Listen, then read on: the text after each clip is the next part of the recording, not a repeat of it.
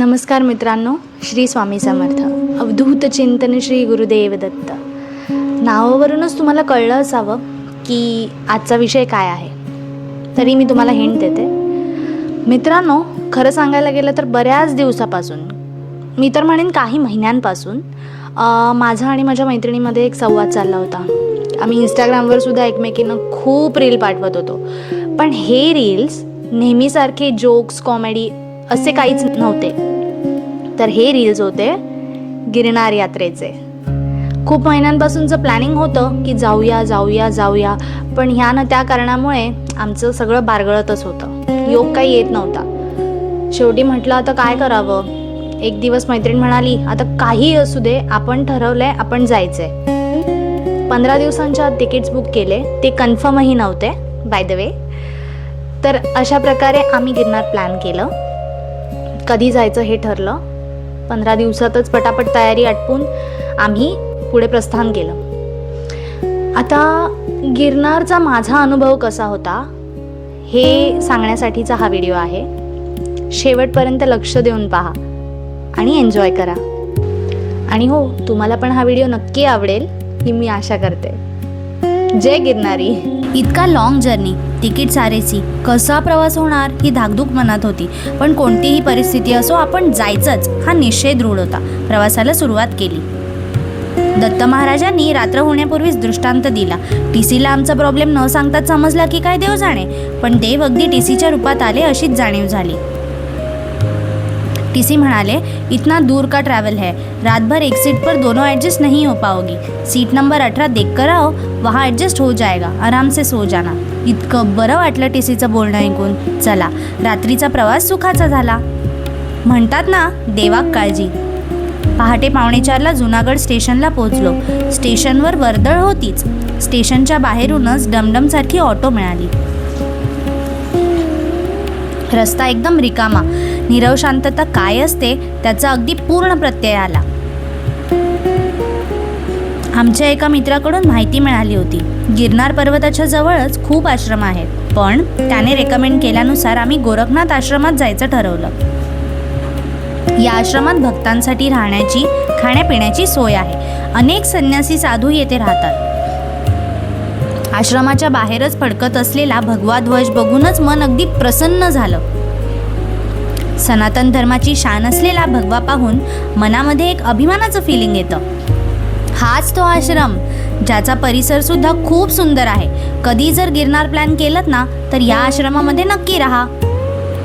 इथल्या खोल्या सुद्धा एकदम स्पेशियस आहेत. AC, नॉन AC असे दोन्ही ऑप्शन्स अवेलेबल आहेत. आम्ही नॉन AC 1500 रुपीज पर डेच्या हिशोबाने घेतला. यामध्ये सकाळचा चहा, नाश्ता, दुपारचं जेवण, संध्याकाळचं चहा, रात्रीचं जेवण सगळं कवर आहे. या आश्रमाला मी 10 पैकी 9 पॉईंट्स नक्कीच देईन. आवरून थोडी झोप काढून मग दुपारी जेवायला खाली गेलो. जेवण सात्विक पण चवदार होतं. इथे जेवताना शिस्तीचे काही नियम पाळावे लागतात. खोलीतून हा सुंदर व्ह्यू दिसतो. खाली आश्रमाचा शांत परिसर आणि त्याला जोड म्हणजे आपलं डेस्टिनेशन गिरनार पर्वत. संध्याकाळी मार्केटमध्ये फेरफटका मारून येऊ असं ठरवलं. पर्वतावर जाताना नारळ, अगरबत्ती, कापूर, पर्वत चढताना खूप मोलाची असणारी काठी घेण्यासाठी आम्ही निघालो. केसात फुले माळून फ्लॉन्ट नहीं किया तो क्या खाक किया, थोडी शायनिंग तो बनती है ना. गिरनारच्या या प्रवासातून मानसिक शांतता नक्कीच लाभली. मार्केटमध्ये फेरफटका मारताना महादेव मंदिर दिसलं. संध्या आरती चालू होती. मोह आवरला नाही आणि आपसूक पावलं मंदिराकडे वळली.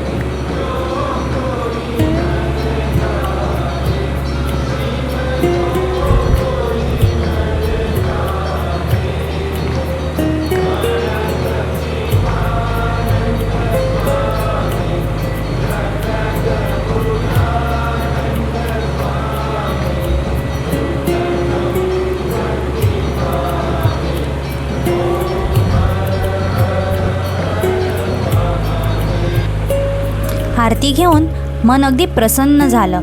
ओम नमो पार्वतीपतये हर हर महादेव. गोरखनाथ ध्यानस्थ असलेली ही महादेवाच्या पिंडीसमोरची दिव्य मूर्ती. दत्त महाराजांचे बोलावणे यावे आणि माता अनुसयेचे मंदिर दिसल्यावर मातेची भेट न घ्यावी हे शक्य आहे का? या मंदिरात माता सरस्वती, माता अन्नपूर्णा आणि अनुसुया माता यांचे डोळे भरून दर्शन घेतले. अनुसुया मातेच्या आश्रमामध्ये कालभैरवांची पण खूप सुंदर मूर्ती होती. पुढल्या एका मंदिरात पहिल्यांदाच दशमुखी हनुमानाचं रूप बघायला मिळालं. प्राचीन लंबे हनुमान यांचं पण दर्शन झालं.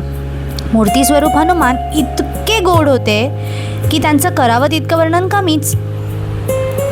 हनुमानाचं दर्शन घेऊन पुढे श्रीराम, लक्ष्मण आणि सीतामाईला नमस्कार केला. सगळी तयारी करून ध्येयावर लक्ष केंद्रित केलं. मध्यरात्री गड चढायला चालू करायचं असं ठरवलं. ध्येयापर्यंत पोहोचता येईल की नाही ही धाकधूक होती, पण जिद्दही तितकीच कायम होती. दत्त महाराजांवर पूर्ण विश्वास होता. निघण्याआधी शांत बसून जप करून त्यांना सांगणं केलं, महाराज, तुमच्या लेकींची तुम्हाला भेटायची तीव्र इच्छा आहे. प्रवास सोपा नाही याची जाणीव आहे, पण तुम्ही सोबत असाल हा अतूट विश्वास सुद्धा आहे. तुमचा आदेश आला आहे. आता जे काही असेल ते तुमच्या इच्छेनुसारच होईल. तुम्हीच काय ते सांभाळून घ्या. रात्री सानादी आवरून तयार झालो. सज्ज होतो. जे आंतरिक समाधान शोधत होतो ते मिळवण्यासाठी. सुहास्य वदनाने या स्पिरिच्युअल जर्नीची आम्ही सुरुवात केली.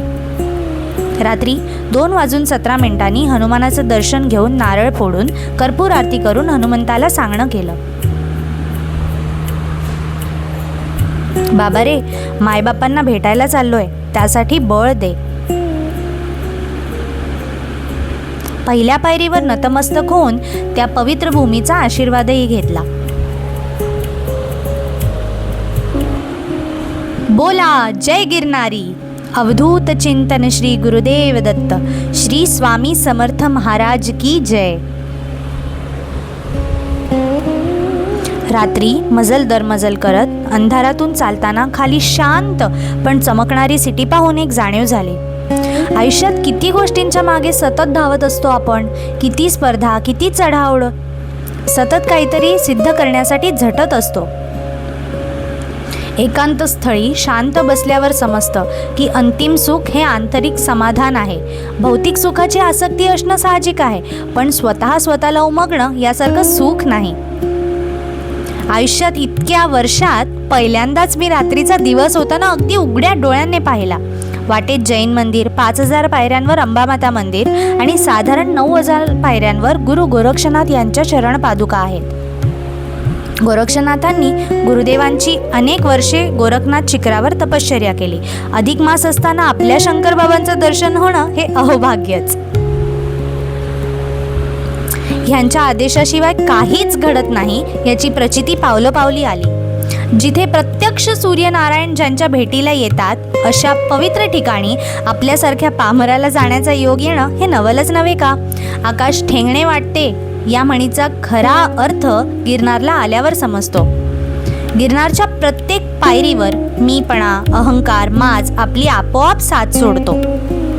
आपण कितीही हतबल असलो तरी गुरुदेव हात धरून ठेवतात. आपली निष्ठा मात्र कायम हवी.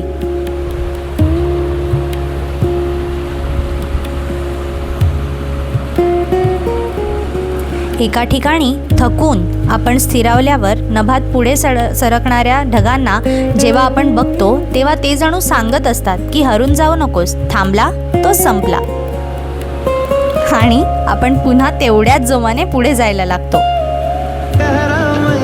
हळूहळू ध्येय दिसत असतं. या प्रवासात गुरुदेव परीक्षा घेतात, आपल्यातल्या जिद्दीची, आपल्यातल्या संयमाची. अचानक वातावरण बदलत जातं. जोरात वाहणारे वारे आपल्याला मागे खेचण्याचा पुरेपूर प्रयत्न करतात. आपण मात्र निसर्गाच्या सौंदर्याचा आस्वाद घेत न डगमगता गुरु भेटीसाठी चालत राहायचं असतं.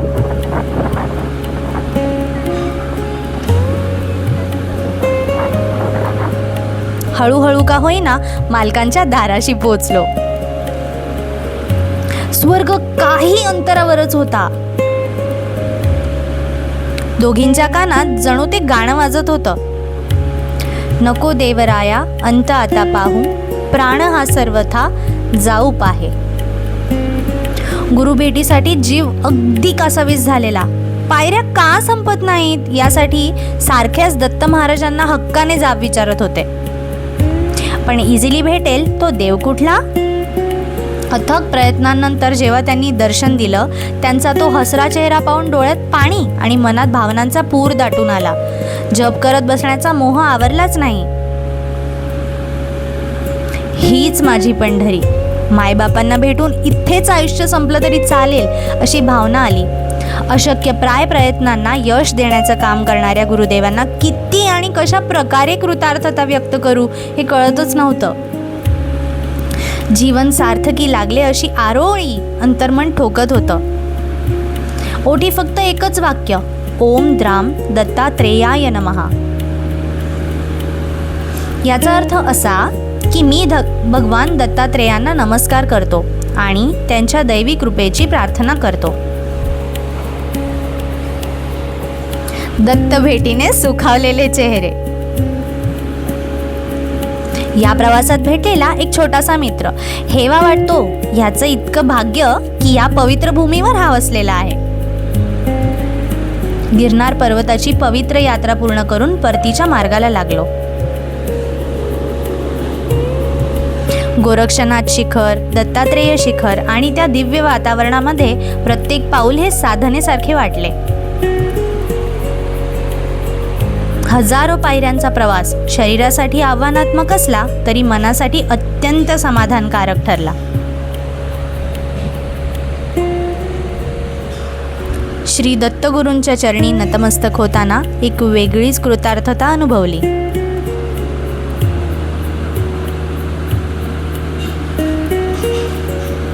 शब्दात व्यक्त न होणारी शांतता, ऊर्जा आणि आध्यात्मिक समाधान या यात्रेमध्ये लाभले. गिरनारच्या हजारो पायऱ्या चढताना शरीर थकत होते, पण श्री गुरुदेव दत्त या नामस्मरणाने प्रत्येक पाऊल हलके वाटत होते. ही केवळ यात्रा नव्हती, तर स्वतःला शोधण्याचा आणि गुरुकृपेचा अनुभव घेण्याचा एक दिव्य प्रवास होता. गिरनारवरून परत आले, पण मन अजूनही त्या पवित्र शिखरावरच रेंगाळत आहे. गिरनार बोलवत होता. आम्ही पोचलो. हजारो पायऱ्या, असंख्य आठवणी आणि अखेर आम्ही करून दाखवलं. शरीर थकलं पण आत्मा तृप्त झाला. ये गिरनार पूर्ण. गिरनार सर केला नाही, गिरनारने आम्हाला घडवलं. Yes, we did it. Avadhut Chintan Shri Gurudev Datta. Shri दत्तात्रेयार्पणमस्तु.